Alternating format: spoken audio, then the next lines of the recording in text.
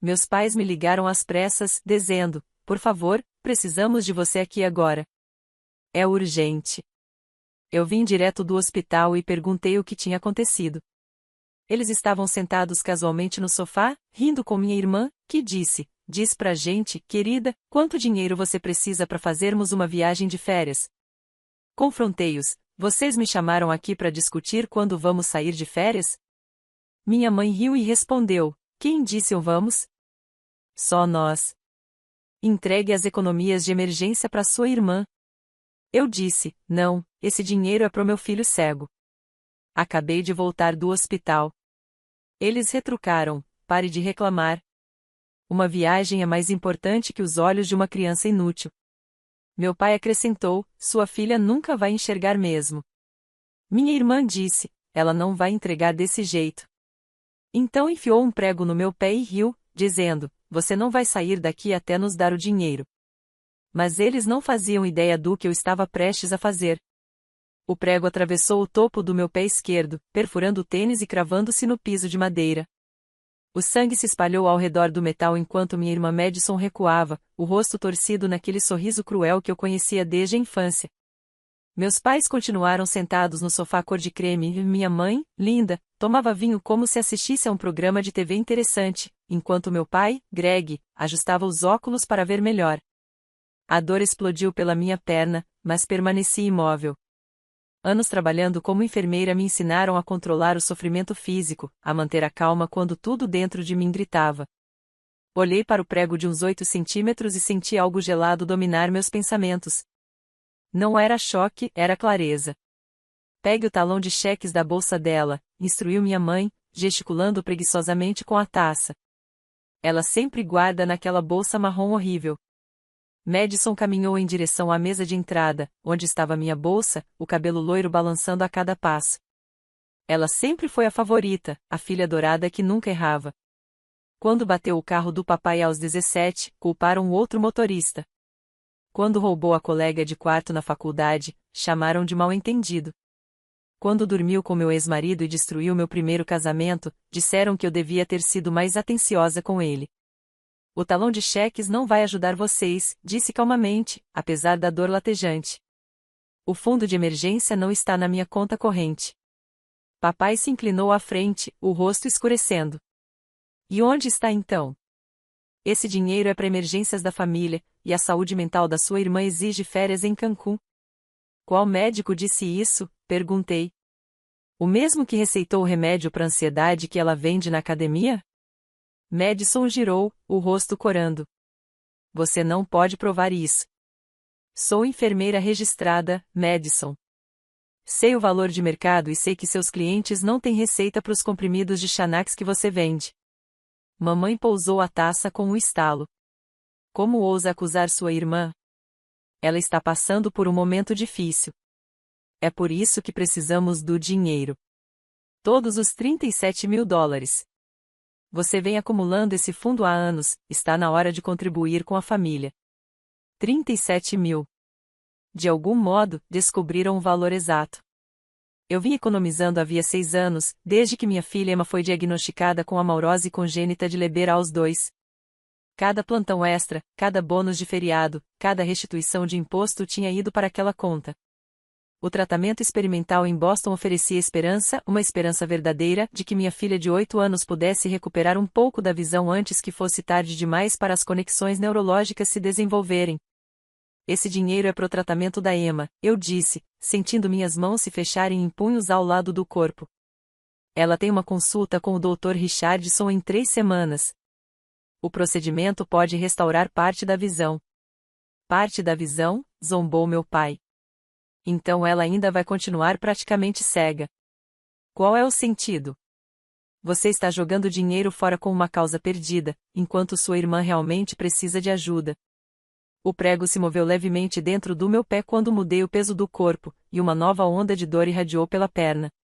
Notei que o sangue agora escorria pela borda do meu tênis, formando uma pequena poça no chão impecável deles. Ótimo! Que manche! Causa perdida, repeti, saboreando as palavras. Você está chamando minha filha de causa perdida? E é mesmo, disse Madison, cruzando os braços. Todo mundo sabe disso. Você é que é teimosa demais para admitir. Aquela garota nunca vai ter uma vida normal, nunca vai dirigir, nunca vai ver o próprio casamento, se é que vai encontrar alguém desesperado bastante para casar com ela. Mas eu tenho potencial. Ainda posso mudar de vida com as oportunidades certas. Aos 32 anos, Madison nunca tinha mantido um emprego por mais de 8 meses.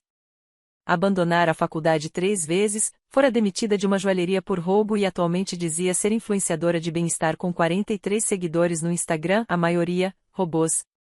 O prego, eu disse, olhando para ela. Arranque. Não até você transferir o dinheiro, respondeu, observando as unhas impecáveis.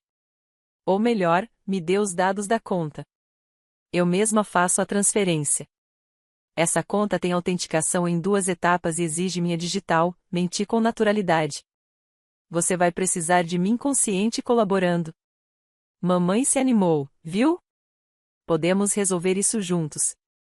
É só autorizar a transferência e nós mesmas te levamos pro hospital. Quase ri. Essas pessoas, meus próprios parentes de sangue, tinham cravado um prego no meu pé e agora negociavam como se fosse uma transação comercial. Algo se cristalizou dentro de mim naquele instante, uma decisão que talvez estivesse se formando há anos, mas só agora encontrara seu momento. Preciso do meu celular, disse. Está na minha bolsa. Madison pegou minha bolsa, mas despejou todo o conteúdo no chão antes de me entregar apenas o telefone. Minhas chaves, carteira, cartões médicos da Emma e vários outros itens se espalharam pelo piso de madeira. Ela foi minuciosa, reconheço. Provavelmente com medo de que eu pegasse algo para usar como arma. Desbloqueei o celular, ciente de 3 pares de olhos acompanhando cada movimento. Meu pé ardia como fogo, e eu sentia meia encharcada de sangue. Eu precisaria de uma vacina antitetânica, antibióticos, talvez até de cirurgia, dependendo do que o prego tivesse atingido. Mas antes, eu tinha uma apresentação a fazer. Abri o aplicativo do banco, os dedos tremendo só o suficiente para parecer convincente.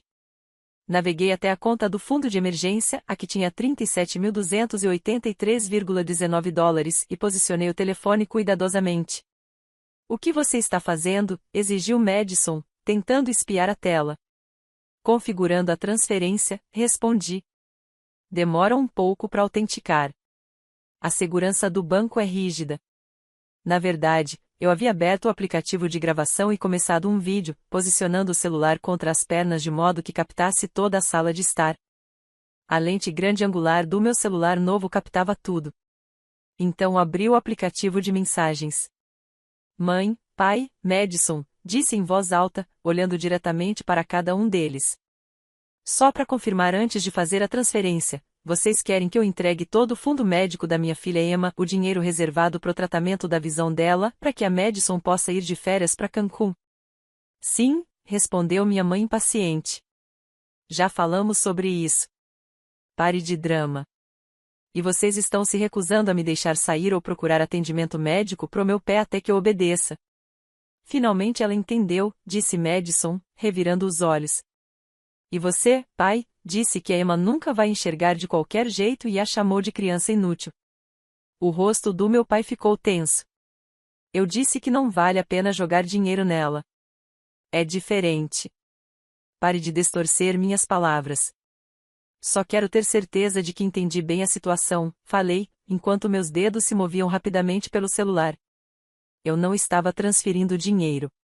Estava mandando mensagens para minha melhor amiga Raquel, outra enfermeira do hospital, e para meu ex-marido Derek, pai da Emma. Para Raquel, emergência. Casa dos meus pais. Ligue pro 911. Eles me agrediram e não me deixam sair. Preciso de polícia e ambulância. Para Derek, na casa dos meus pais. Me machucaram e querem o fundo médico da Emma. Estou gravando tudo. Vão atrás de você depois para pegar nossa filha. Ligue pro seu irmão advogado agora. Enviei as 2 mensagens e então abri o aplicativo do banco, de verdade, desta vez. Ok, disse, erguendo o celular para que vissem a tela. Aqui está a conta, mas preciso explicar uma coisa antes. Não queremos detalhes técnicos, cortou minha mãe. Só transfira. Na verdade, investi a maior parte desse dinheiro num fundo médico específico para Emma, continuei, falando devagar e claramente, de modo que a gravação captasse tudo. Se eu sacar para outro propósito, há consequências legais, multas, acusações de fraude, todo o pacote. Isso era parcialmente verdade. A maior parte estava mesmo nesse tipo de fundo, e o restante numa conta de poupança de alto rendimento, mas eles não precisavam saber disso. Madison se aproximou, o rosto a poucos centímetros do meu.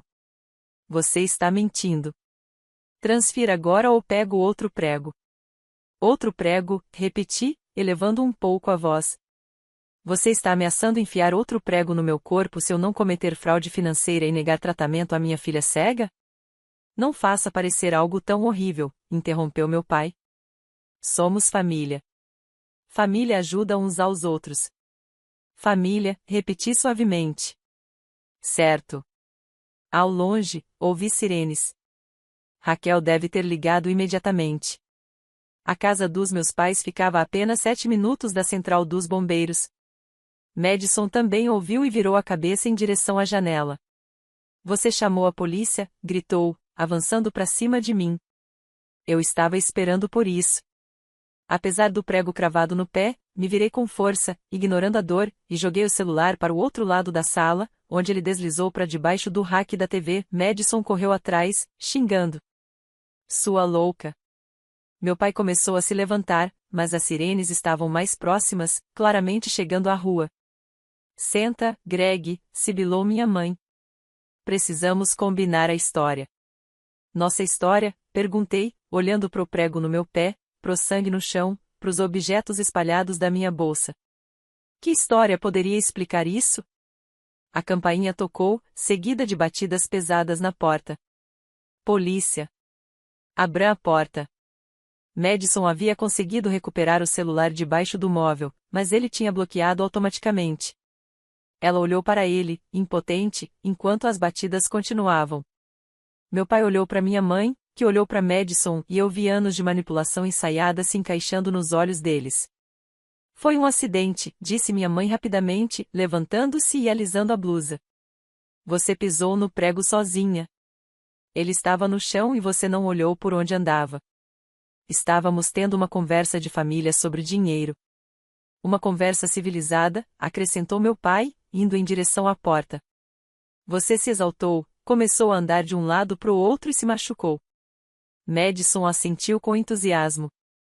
Íamos te levar ao hospital. Foi por isso que te chamamos, queríamos ajudar com as contas médicas da Emma, era para ser uma surpresa. Eu tive que admitir, a rapidez com que eles se alinharam era impressionante. Décadas cobrindo os erros da Madison os tornaram especialistas em mentiras coordenadas. Em outras circunstâncias, a capacidade deles de inventar uma narrativa falsa em menos de 30 segundos até seria digna de admiração. As batidas ficaram mais fortes. Aqui é a polícia. Abra essa porta imediatamente ou vamos arrombá-la. É melhor atender, eu disse com calma. A menos que queiram uma porta quebrada para somar aos outros problemas. Meu pai me lançou um olhar cheio de ódio, mas foi abrir a porta. 3 policiais entraram, mãos próximas às armas, os olhos percorrendo cada canto da sala. Atrás deles, vi 2 paramédicos com uma maca. Senhora, é a Sarah Shane? Perguntou a policial à frente, uma mulher alta de olhar afiado. Sim, policial. Sarah Shane, enfermeira registrada no Hospital Geral do Condado. Levantei um pouco o pé, mostrando o prego. Como pode ver, fui agredida e mantida aqui contra a minha vontade pelos meus familiares. Isso é mentira, gritou Madison. Ela está mentindo. Foi um acidente. A policial ergueu a mão. Todos fiquem onde estão. Senhora, recebemos uma chamada para o 911 relatando agressão e cárcere privado. Pode me contar o que aconteceu? Contei tudo, com a voz firme e clínica, usando termos médicos para descrever o ferimento. As expressões dos policiais foram escurecendo conforme eu falava. Quando mencionei a gravação no celular, um dos oficiais mais jovens o recuperou do chão, onde Madison o havia deixado cair. A senha é 081516, disse eu. Aniversário da Emma, 15 de agosto de 2016. Enquanto os paramédicos começavam a examinar meu pé, um dos policiais assistia à gravação. Vi o maxilar dele se contrair ao ouvir as palavras da minha família e ver Madison cravar o prego no meu tênis. Os outros oficiais separaram meus pais e minha irmã para colher depoimentos. Senhora Chen, esta gravação mostra provas claras de agressão com arma letal e tentativa de extorsão, disse a policial. Teremos que levar seus familiares sob custódia. O quê? Gritou minha mãe, a voz em pânico. Vocês não podem nos prender. Ela é nossa filha. Isso é um assunto de família. Agressão não é um assunto de família, senhora, respondeu a policial. Por favor, vire-se e coloque as mãos nas costas. A cena que se seguiu foi caótica. Madison gritou e tentou correr, chegando até a porta antes de ser contida.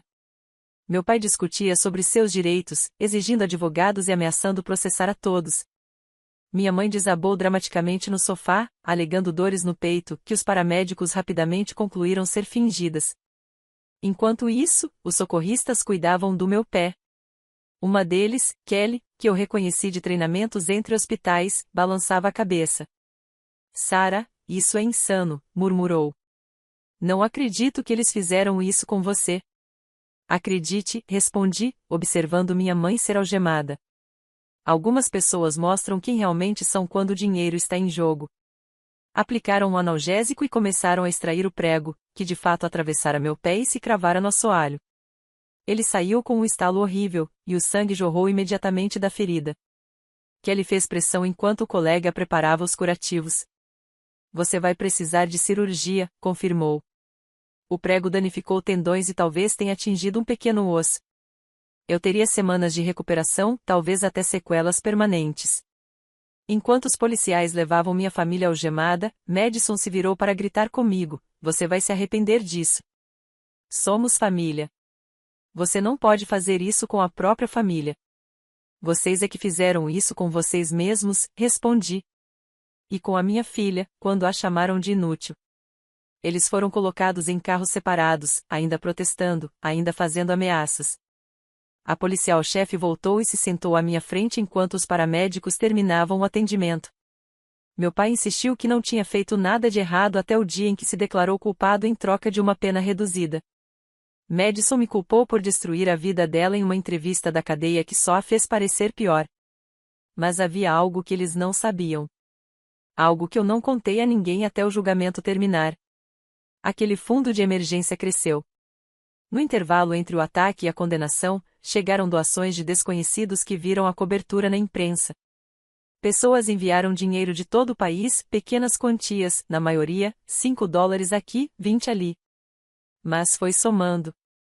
Quando fomos a Boston para o tratamento da Emma, o fundo já passava de $90 mil, o suficiente para o procedimento, os cuidados pós-operatórios e uma reserva para eventuais complicações. O Dr. Richardson realizou o tratamento experimental numa manhã ensolarada de terça-feira, em outubro, exatamente 7 meses após o episódio do prego. As primeiras palavras da Emma depois que os curativos foram retirados foram sobre cores. Ela conseguia ver formas, sombras, o contorno borrado do meu rosto.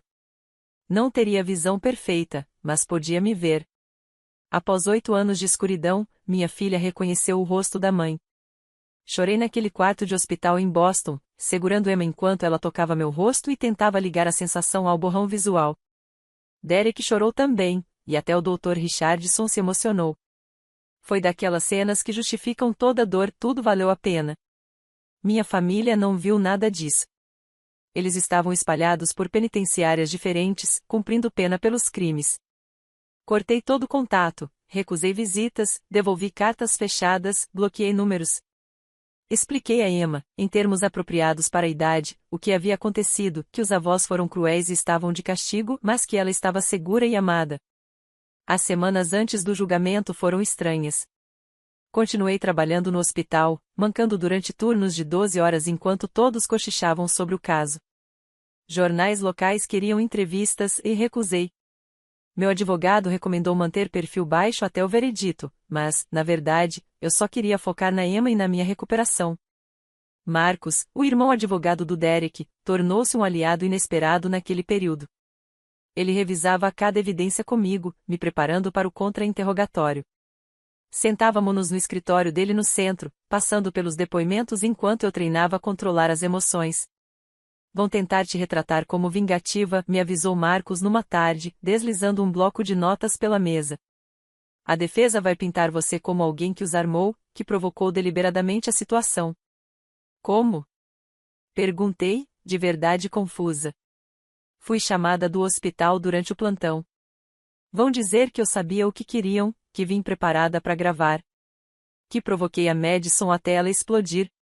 Ele recostou na cadeira, estudando meu rosto. Você precisa manter a calma no banco das testemunhas, Sarah. Faça o que for que joguem em você. Pratiquei meu depoimento dezenas de vezes. A Raquel fazia o papel do advogado adversário, me fazendo perguntas OX enquanto eu treinava a manter a voz estável. Derek observava, sugerindo postura corporal. Até a terapeuta da Emma, a doutora Patrícia Feldman, me ajudou a processar o peso emocional do que viria. Você vai vê-los naquela sala de audiências, disse a doutora Feldman numa das sessões. Seus pais, a Madison, todos sentados enquanto você descreve o que fizeram. E como você acha que vai lidar com isso? Perguntou a doutora Feldman. Pensei muito sobre isso. A ideia de ver o rosto da minha mãe, a expressão desapontada do meu pai, o sorriso inevitável da Madison, tudo isso me embrulhava o estômago. Mas também já havia revivido aquela tarde centenas de vezes na minha mente, a crueldade casual, as risadas, o prego atravessando meu pé enquanto eles conversavam sobre planos de férias. Vou lidar com isso porque a Emma merece justiça, respondia a doutora Feldman. E porque ficar em silêncio mostraria a ela que o que fizeram foi aceitável. A atenção da mídia aumentava à medida que a data do julgamento se aproximava. Alguém vazou trechos do vídeo online, e ele viralizou em poucas horas. Meu rosto estava borrado, mas dava para ouvir tudo, a voz da Madison enquanto cravava o prego, os comentários frios dos meus pais sobre a Emma, toda a conversa horrível. A reação pública foi rápida e impiedosa. Os vizinhos dos meus pais foram entrevistados, ex-colegas de trabalho, pessoas do passado da Madison. Um padrão ficou claro: décadas de privilégio, manipulação e tratamento preferencial. Uma professora do ensino médio da Madison contou que ela costumava colar nas provas enquanto meus pais ameaçavam processar qualquer um que a denunciasse. A promotoria usou tudo isso. Pintou o retrato de uma família onde a Madison era protegida a qualquer custo, eu era responsável obrigada a sacrificar tudo, e a Emma era vista como um fardo inconveniente. Testemunhas de caráter se alinharam, enfermeiras com quem trabalhei, professores da Emma, até Jennifer, a nova esposa do Derek, que só conhecia a dinâmica familiar por relatos, mas pôde falar sobre o impacto contínuo na vida da Emma. Minha supervisora no hospital, Linda Martinez, deu um depoimento particularmente contundente nas audiências preliminares. Ela descreveu a ligação frenética dos meus pais naquele dia, dizendo que Emma tinha sofrido um acidente e que eu precisava ir imediatamente, a mentira que usaram para me tirar do trabalho, sabendo que eu largaria tudo pela minha filha. Sarah saiu no meio do turno, testemunhou Linda. Ela estava administrando medicação a um paciente e pediu para outra enfermeira cobrir, porque acreditava que a filha estava ferida. Esse é o tipo de mãe que ela é, aquela que abandona tudo, sem pensar duas vezes, se a filha precisar. A defesa tentou barrar o vídeo, alegando que ele havia sido obtido sob coação. O juiz cortou o argumento imediatamente. Eu havia gravado com meu próprio celular, em um espaço compartilhado da família, onde não havia expectativa de privacidade. Tudo era legal. Tudo era admissível.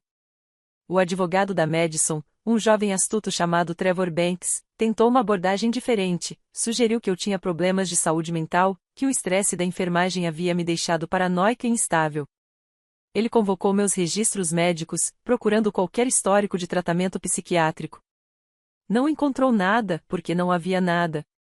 Eu havia feito terapia depois do divórcio, algo comum para quem passa por grandes mudanças na vida, mas não tinha diagnósticos, nem medicação, nem qualquer histórico que sustentasse a narrativa dele.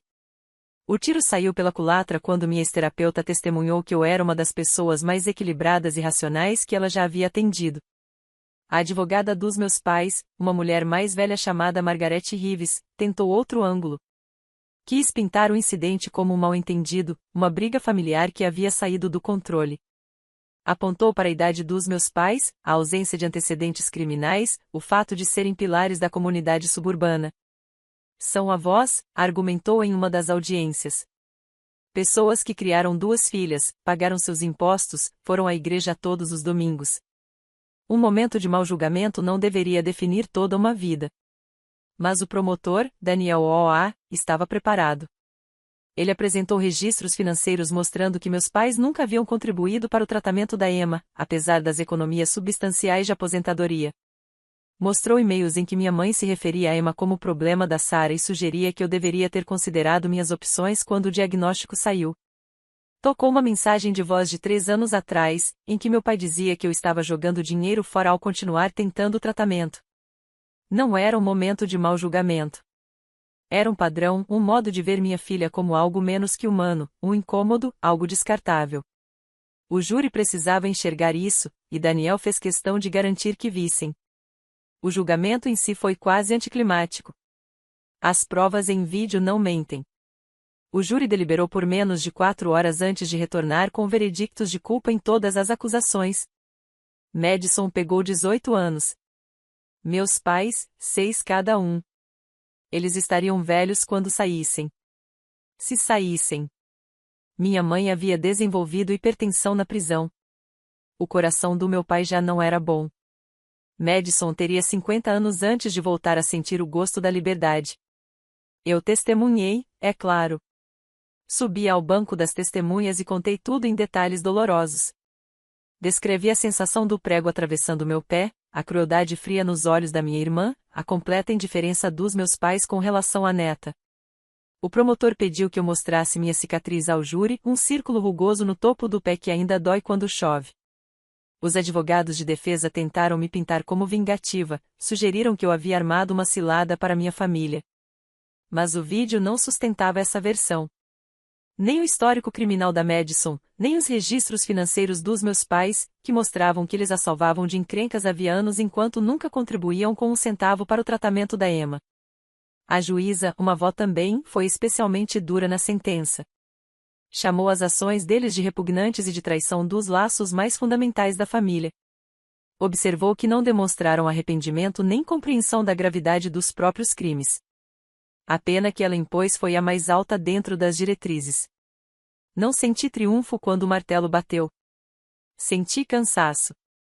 Talvez alívio, mas principalmente exaustão. Aquela era minha família, as pessoas que deveriam ter me amado e protegido, e, em vez disso, tentaram destruir o futuro da minha filha por causa de dinheiro de férias. A recuperação do ferimento no pé levou 8 meses de fisioterapia.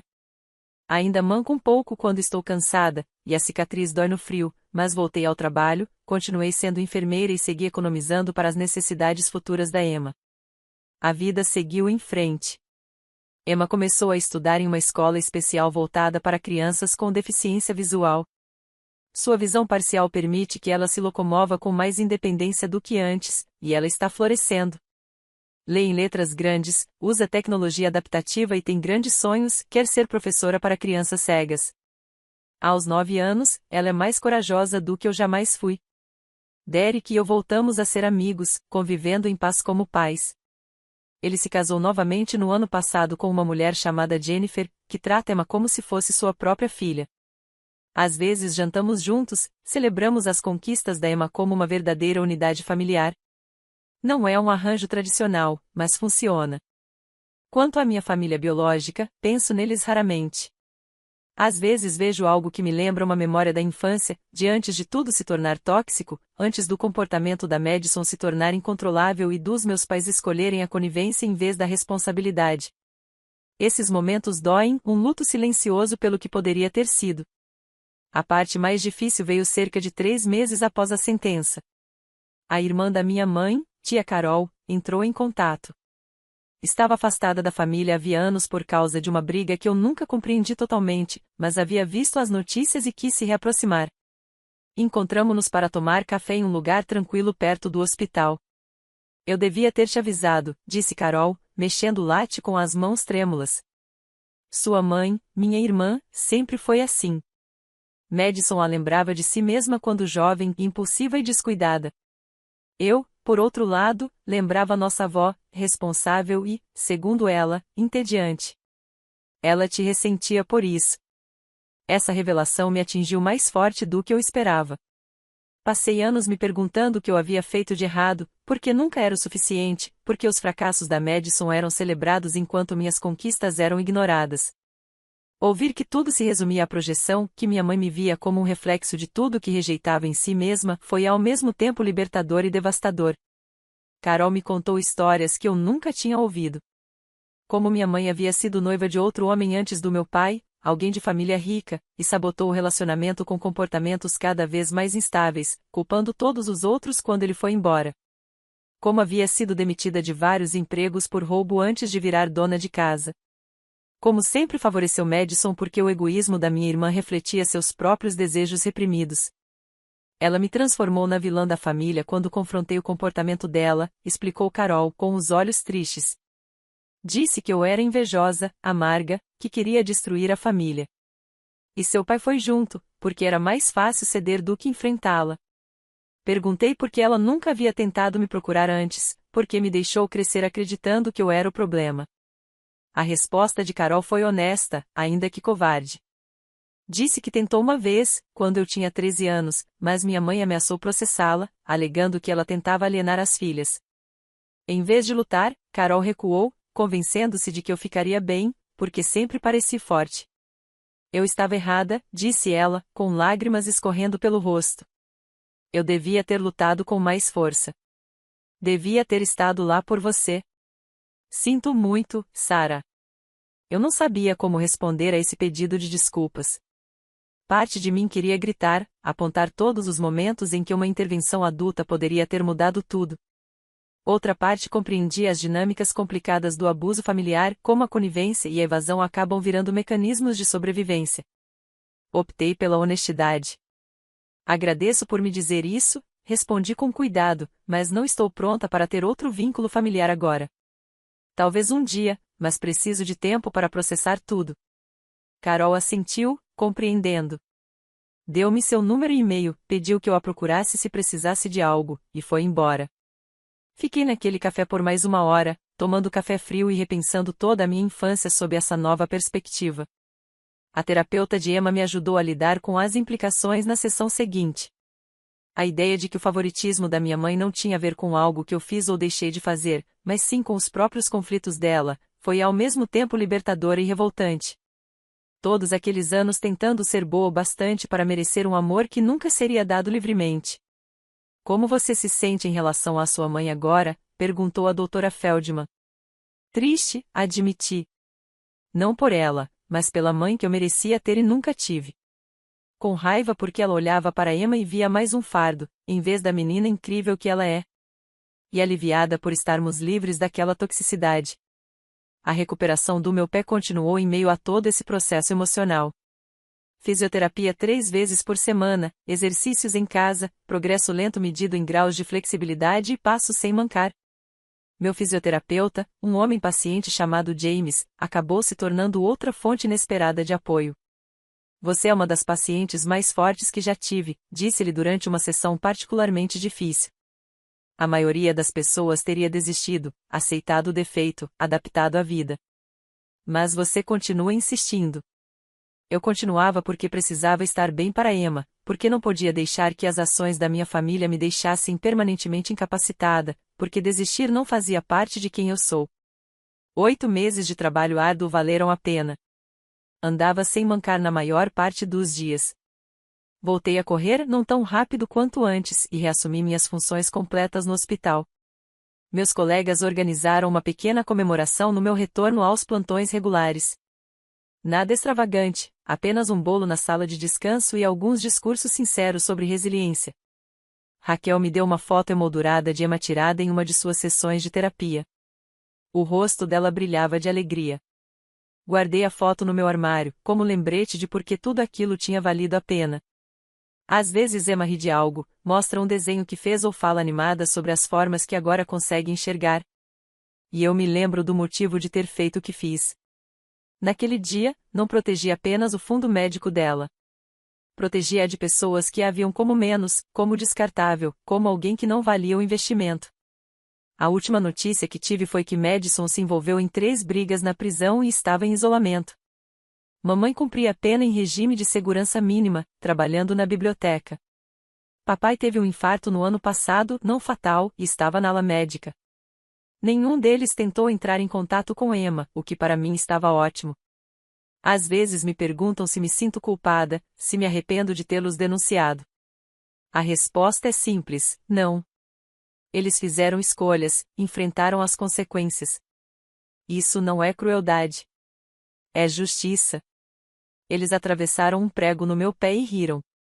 Chamaram minha filha de inútil. Valorizaram uma viagem mais do que a visão dela. Essas não são atitudes de família. São atitudes de predadores que por acaso compartilham meu DNA.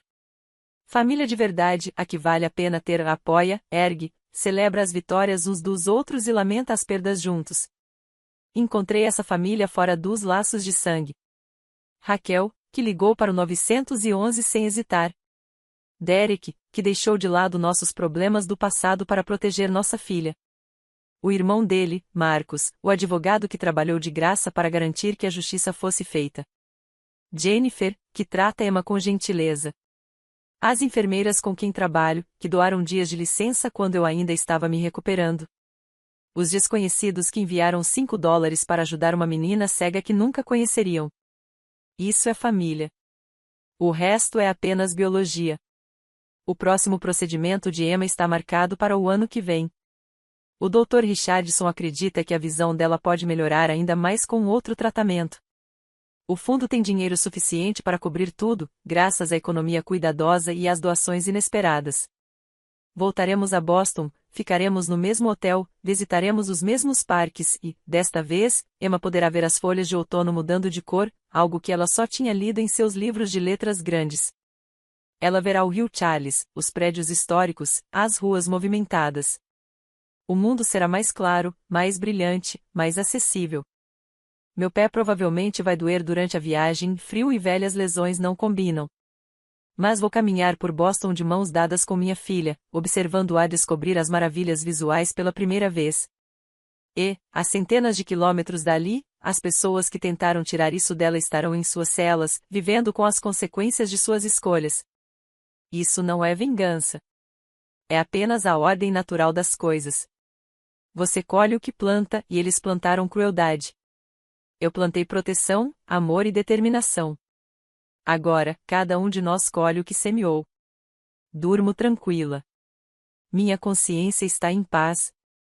Emma está florescendo. A justiça foi feita. E aquela cicatriz de prego no meu pé, eu não a escondo. É um lembrete de que permaneci firme quando mais importava, de que escolhi minha filha em vez da pressão familiar, de que documentei a verdade e deixei que ela falasse por si.